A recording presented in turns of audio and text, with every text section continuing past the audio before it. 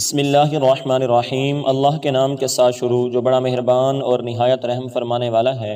حضرت ایاس بن سلمہ اپنے والد کا یہ بیان نقل کرتے ہیں کہ ایک مرتبہ وہ رسول اللہ صلی اللہ علیہ وسلم کے ساتھ تھے کہ ایک شخص گھوڑی پر سوار ہو کر آیا، گھوڑی کے ساتھ اس کا ایک بچہ بھی تھا۔ کہنے لگا، آپ کون ہیں؟ آپ صلی اللہ علیہ وسلم نے جواباً فرمایا، میں نبی ہوں۔ اس نے پوچھا، نبی کیا ہوتا ہے؟ آپ صلی اللہ علیہ وسلم نے فرمایا، اللہ تعالیٰ کا رسول۔ اس نے پوچھا، قیامت کب آئے گی؟ آپ صلی اللہ علیہ وسلم نے فرمایا، قیامت واقع ہونے کا معین وقت غیب ہے، اور غیب اللہ تعالیٰ کے علاوہ کوئی نہیں جانتا۔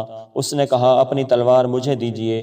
نبی علیہ السلام نے اپنی تلوار اسے تھما دی۔ اس نے تلوار پکڑ کر ہلائی، پھر آپ کو واپس دے دی۔ رسول اللہ صلی اللہ علیہ وسلم نے فرمایا، تو جو کچھ نہ کرنا چاہتا تھا وہ نہیں کر سکا۔